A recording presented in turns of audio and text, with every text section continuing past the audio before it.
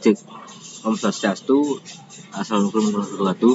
Saya Janus Tega dengan NIM 200554103 akan menjelaskan bagaimana kita membuat diagram atau chart yang akan membandingkan sebuah data yang ada di MySQL. Di sini misal saya membuat sebuah data.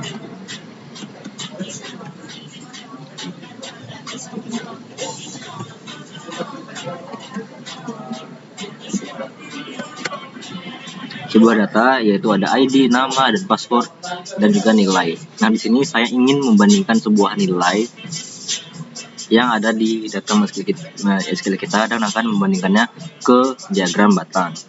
Di sini saya membuat diagram yang ada di toolbox. Kalian bisa mencari chart, dan kita akan membuat sebuah button yaitu load chart.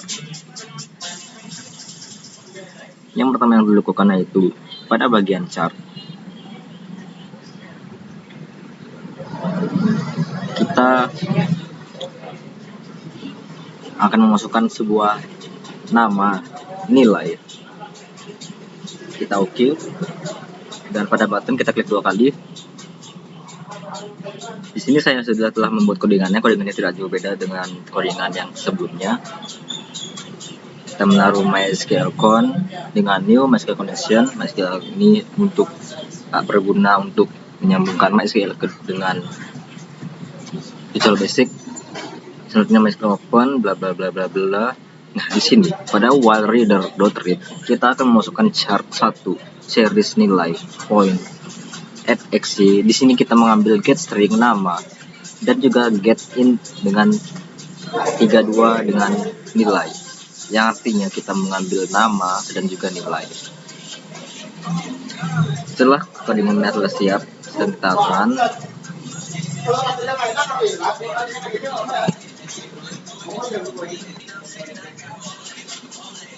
setelah kita jalankan, kita masukkan nama terlebih dahulu.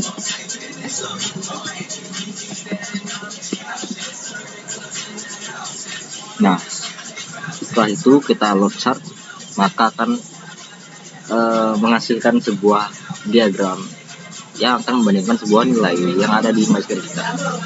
Misal di sini dengan nama saya Janus Tega, nilai saya 80, dan Giat Sastra dengan nilai 60. Sekian dari pembahasan video kali ini. Saya ucapkan terima kasih.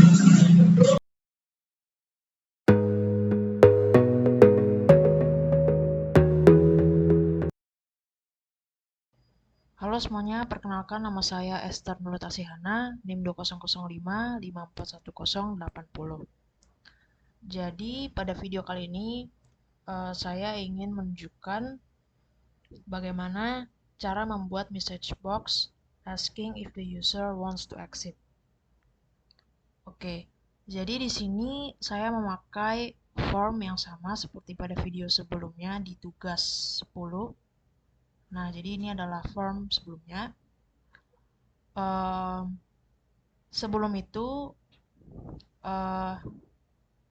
teman-teman juga jika belum membuat form ya, atau mungkin jika belum membuat database, teman-teman bisa membuat database-nya terlebih dahulu. Tetapi sebenarnya ini belum masuk ke ranah database, jadi kita belum menggunakan database sebetulnya. Untuk di video selanjutnya kita akan menggunakan database, tapi tidak apa-apa.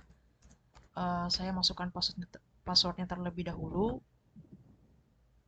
Ini untuk merewind saja, merewind dari belakang, bahwa saya telah membuat juga database-nya di sini. Oke, di login database saya memakai login_tabel. Oke, mungkin saya akan merunningkan dulu. Oke, nah ya, jadi kita kembali lagi ke video ini. Jadi di sini saya akan membuat singkatnya. Jika saya misalkan saya akan runningkan terlebih dahulu ya. Oke, saya akan merunningkan terlebih dahulu. Oke, lalu saya akan menginputkan username dan passwordnya. Kemudian saya klik login. Oke. Nah, jadi nanti ketika saya akan mengklik tanda silang ini, klik close, maka akan muncul notifikasi seperti itu. Jadi singkatnya video ini akan menjelaskan tentang itu. Oke, langsung saja. Jadi kita akan klik di sini pada form utama. Klik whole atau secara keseluruhan di form utama ini. Lalu sebentar.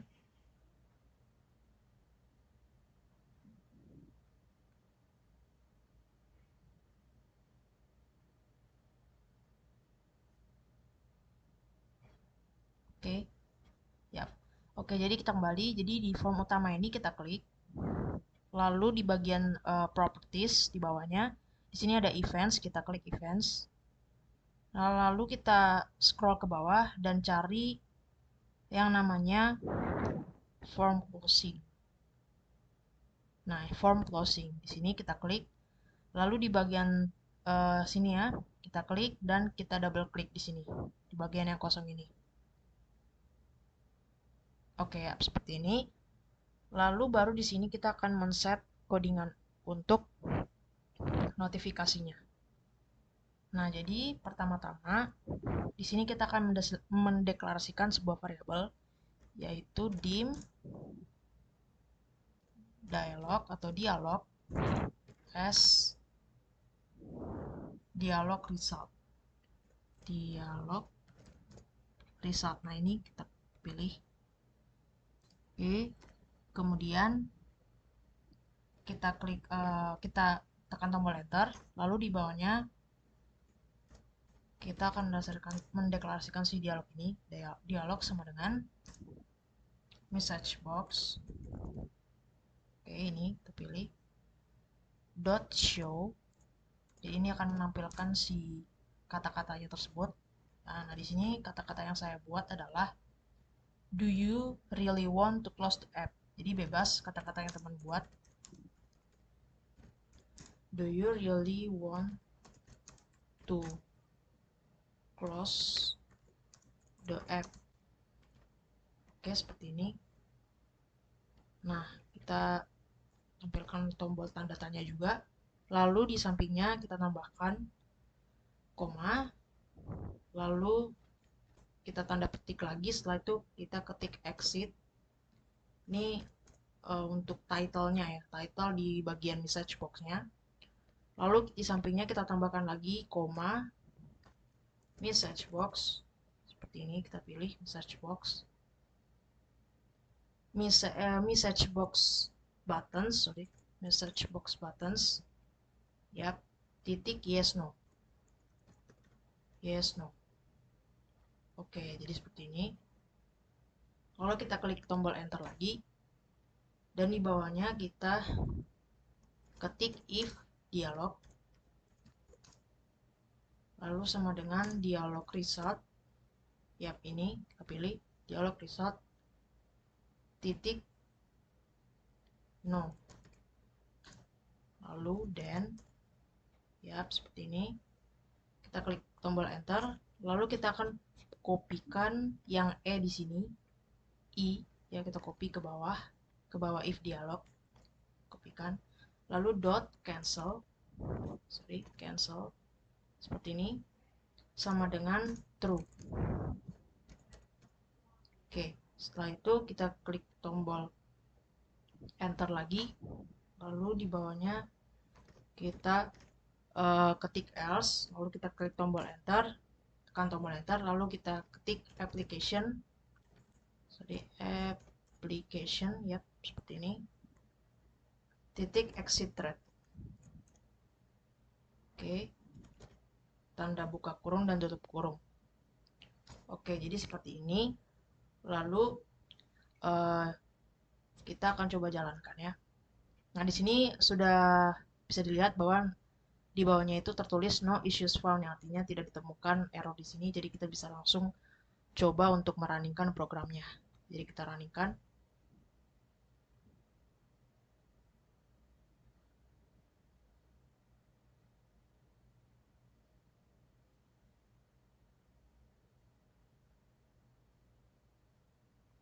Oke, kita inputkan username dan passwordnya. Klik login. Oke, login berhasil. Lalu kita coba klik silang di sini, tombol silang di pojok kanan atas. Nah, oke, keluar notifikasi atau message box seperti ini. Do you really want to close the app? Nah, kalau kita klik no, maka dia akan tetap di form utama. Kemudian jika kita klik yes, maka dia akan stop. Jadi maka akan keluar seperti itu. Jadi singkatnya seperti itu. Jadi di message box ini adalah message atau pesan yang akan tampil jika kita ingin meng-close app-nya. Dan kemudian exit ini adalah si title dari message box tadi. Kemudian message box buttons .yes no ini berfungsi untuk menampilkan opsi atau option yes dan no. Jadi ketika kita klik yes, maka dia akan otomatis keluar. Sedangkan jika kita klik no, maka dia akan tetap di form tersebut. Nah, kemudian if dialog sama dengan dialog result titik no. Nah, ini berfungsi untuk si option no tadi. Jadi ketika kita klik no, maka dia akan tetap berada di form, dan sebaliknya kita klik yes, maka dia akan keluar dari form. Oke, seperti itu. Jadi demikian tutorial dari saya. Semoga dapat bermanfaat dan berguna bagi teman-teman sekalian. Terima kasih.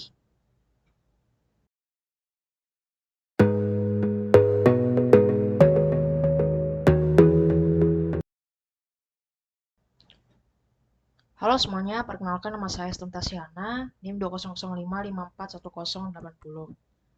Jadi pada video kali ini saya ingin menunjukkan bagaimana cara membuat radio buttons, kemudian checkbox dan juga group box di database. Oke, jadi di sini saya akan memakai form yang sama seperti pada video sebelumnya, yaitu seperti ini. Jadi tampilannya sama ya. Oke, kemudian yang akan kita lakukan di sini adalah membuat si radio button, dan juga kita akan mencoba mengetahui apa sih perbedaan dari radio button dan juga checkbox. Oke, di sini pertama-tama kita akan mencari radio button terlebih dahulu di bagian toolbox, kemudian kita drag ke arah formnya. Oke, nah saya akan merapikan sedikit dulu di bagian sini. Saya akan melampirkannya di bawah aja. Oke, sebentar ya. Ini saya salah klik sebenarnya. Hapus dulu saja. Oke, sini kelas ya. Oke, di sini kelas. Oke, di sini tadi aku kelupaan. Oke, yap. Nah, di sini saya akan menempatkan di sini.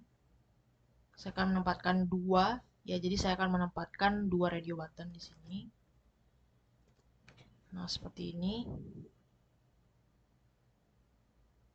Nah, jadi yang radio button satu ini saya akan ubah dia menjadi sebentar. Oke. Jadi di bagian teks saya akan ubah namanya. Nah, ini menjadi mail. Mail.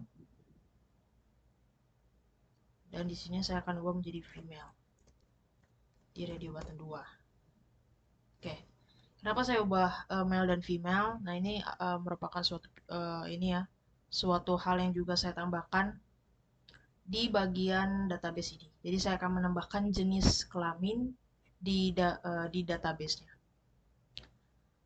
Oke, jadi saya sudah menambahkan di sini.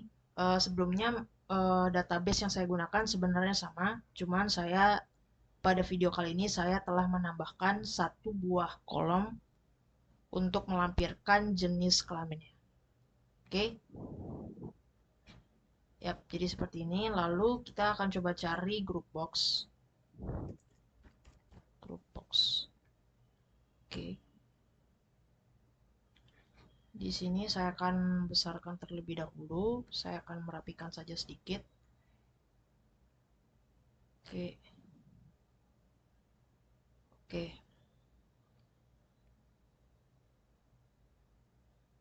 Lalu di sini saya akan mencari yang namanya checkbox. Oke. Saya juga akan membuat di sini radio button ya. Copy paste saja.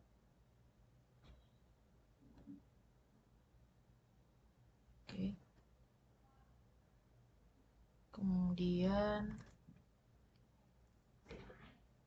oke, seperti ini. Lalu saya sini akan ubah ya.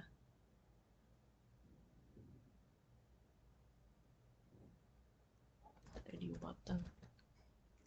Biar tidak tertukar namanya, radio button 3. Terus ini radio button 4. Radio button 4. Oke, nah ini checkbox 1 kita kopikan aja lagi ya. Oke. Oke, seperti ini. Sepertinya agak sempit di sini. Saya akan coba ubah ke bagian atas biar lebih agak longgar. Oke.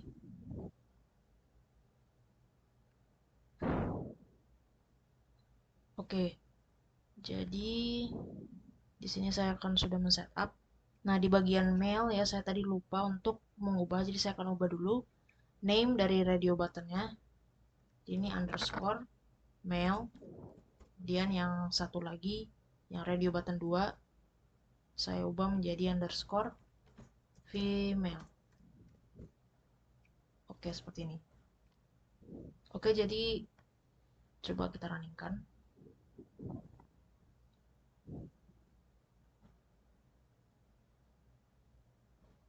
Oke, kita inputkan username dan passwordnya. Kemudian kita klik login. Login berhasil, klik OK. Nah, jadi di sini saya akan menjelaskan sedikit. Jadi untuk radio button ini kita hanya bisa memilih satu option. Nah, jadi seperti ini. Kita hanya bisa memilih satu dari dua pilihan ini. Nah, jadi misalkan kalaupun banyak radio button yang akan dibuat, kita juga tetap hanya bisa memilih satu buah option. Nah, itu adalah bedanya. Nah, perbedaannya jadi dengan kalau checkbox kita bisa memilih dua atau lebih tuh. Sedangkan kalau radio button kita hanya bisa memilih satu. Misalkan ini. Nah, hanya bisa memilih satu. Oke, seperti itu. Jadi itu adalah perbedaan dari radio button, checkbox, dan checkbox. Mungkin itu bisa membantu sebagai tambahan saja untuk teman-teman. Tambahan informasi. Oke, kemudian saya akan close tab-nya.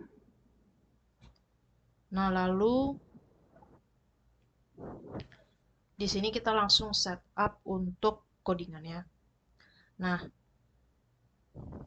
jadi di bagian radio button 1 yang mail, kita klik 2 kali, double klik, lalu keluar seperti ini. Nah, tetapi sebelum itu di bagian paling atas, kita mendeklarasikan dulu si jenis kelamin. Oke, jadi kita deklarasikan dulu si jenis kelamin di bagian sini ya. Bawah di atasnya juga nggak apa-apa. Dim jenis underscore kelamin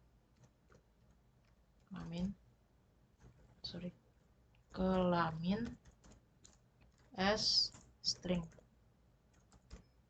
Oke, seperti ini. Lalu kalau sudah, kita langsung menuju ke bawah, balik lagi ke radio button ini. Nah, di sini kita ketik jenis underscore kelamin, variabel yang sudah kita deklarasikan tadi sama dengan male. Karena kan ini yang male ya. Oke, seperti ini. Lalu kita balik lagi ke form utama. Kita lakukan hal yang sama untuk female. Kita klik 2 kali. Lalu kita ketik jenis underscore kelamin sama dengan female. Oke, seperti ini. Lalu di sini kita sudah mendeklarasikannya. Nah, kemudian jika kita nanti ingin men-save jenis kelaminnya, kita double klik button save ini, kita double klik. Nah, lalu di sini kita akan mengubah di bagian query. Nah, sebenarnya bukan mengubah, tapi lebih tepatnya agak ditambahkan ya. Jadi ditambahkan satu lagi yang namanya jenis kelamin.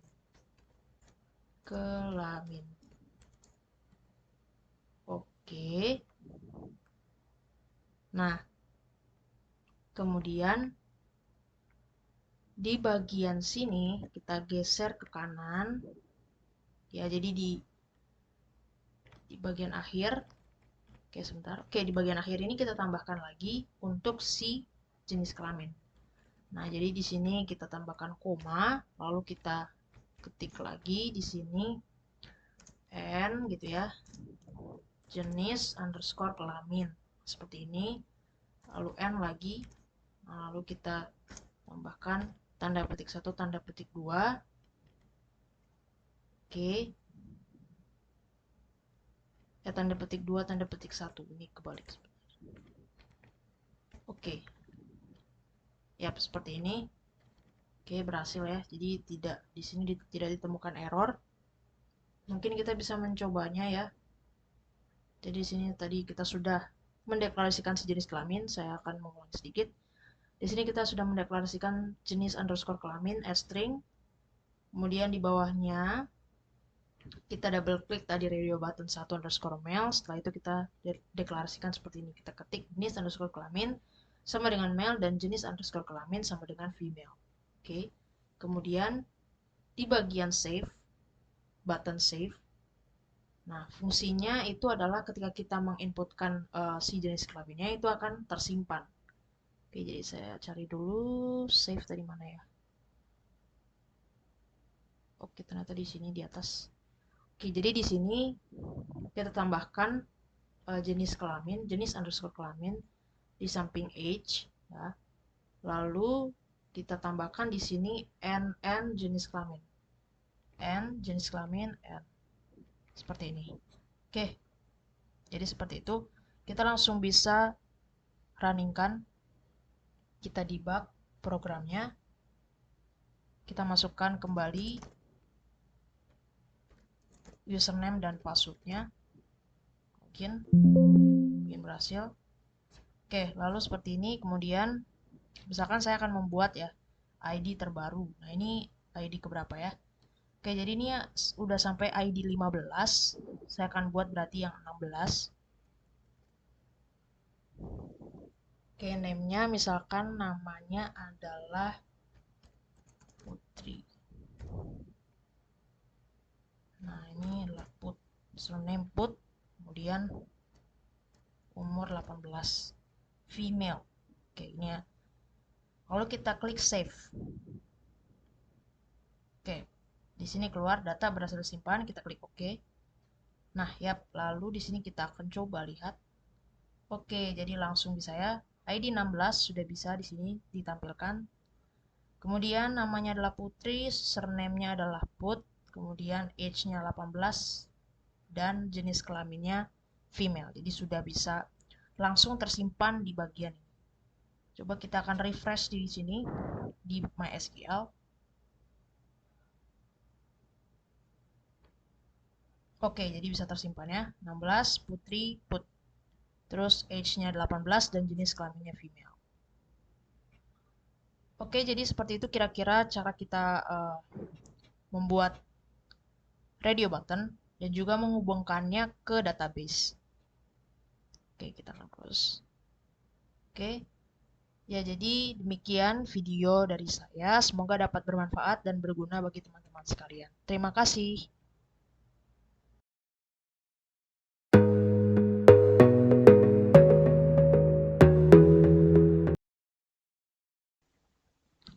Halo semuanya, Perkenalkan, nama saya Kadek Wijaya Kusuma Esa dengan NIM 2005541065.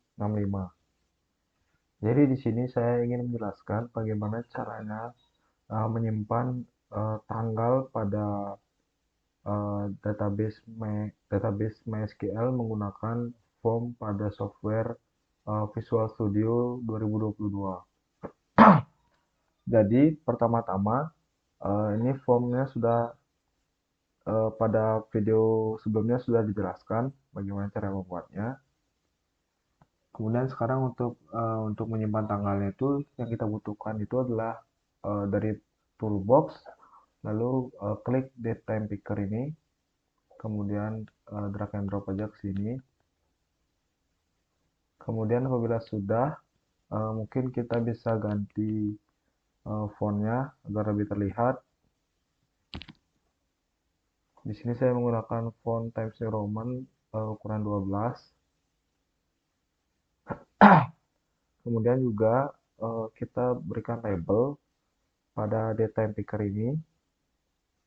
Untuk sebelumnya itu kita ganti aja nama daripada date time picker ini. Misalnya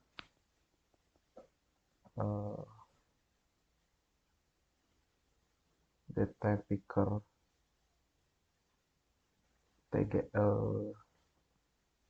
lahir date time picker, misalnya seperti ini. Kemudian kita custom pada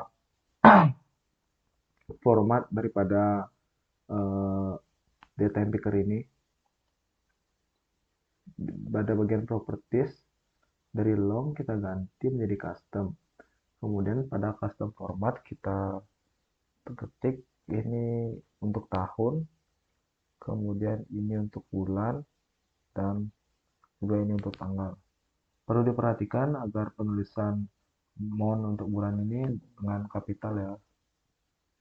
Apabila sudah, selanjutnya kita tambahkan label di samping date time picker ini agar lebih terlihat. Untuk kita copy saja ini.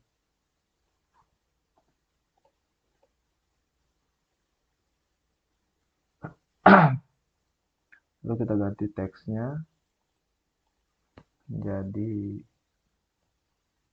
tanggal lahir.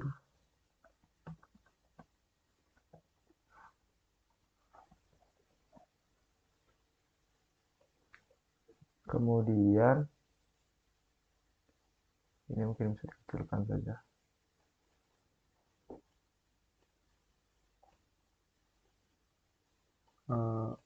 Ini juga bisa digeser sampai ke sini, geser ke sini dulu. Ini saya rapikan dulu agar di sini bisa di atas.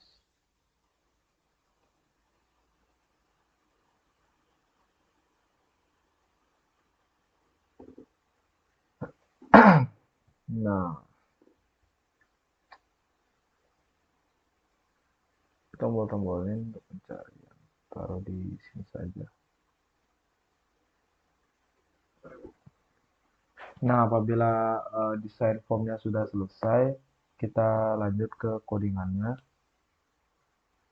Sebelum kita coding, saya ingin menjelaskan tentang database MySQL saya. Di sini pada data daripada mahasiswa, kita sudah punya 6 data, 6 data mahasiswa, membersihkan ID, nama, umur, alamat, dan tanggal lahir. Ada juga yang berisi username dan password. Di sini untuk tanggal lahirnya pada MySQL Workbench ini untuk pengisian tanggal lahir itu dimulai dari tahun terlebih dahulu. Jadi ini formatnya itu YYYY strip strip DD. Jadi tahun, bulan, lalu tanggal. Dan tipe data daripada tanggal lahir ini adalah date ya. Tipe datanya itu date. Apabila sudah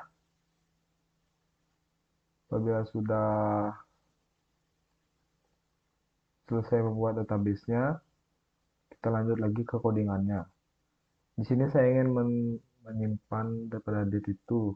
Jadi kita buka atau double klik button save, kemudian di sini di query ini kan di sini tambahkan tgl lahir, yang mana itu merupakan nama kolom pada database kita atau judul kolom. Kemudian di bagian value, pada bagian value kita tambahkan juga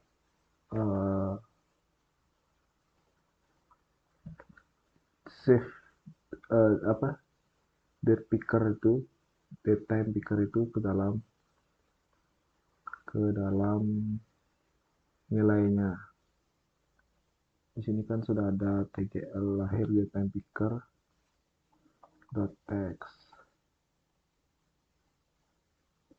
Nah,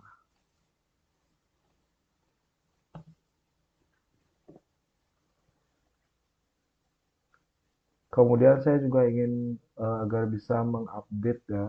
Jadi kita juga bisa mengganti tanggal lahir daripada mahasiswa. Jadi di sini pada bagian query ini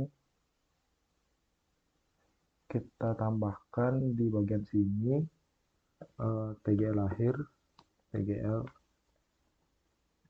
lahir, kemudian titik titik 1 titik 2 tanda ini, kemudian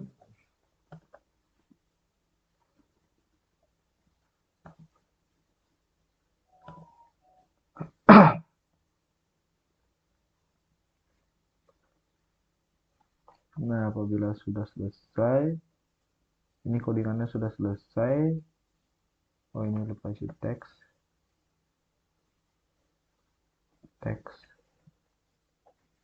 Nah, coba kita running. Di sini masukkan username dan password. Yang mana username di sini bisa menggunakan yang ini ya. Username dan password.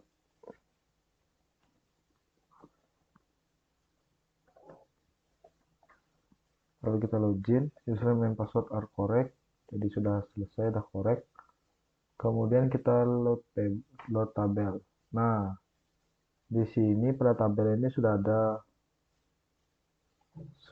ada data daripada 6 mahasiswa. Sudah berisikan juga tanggal lahir mereka.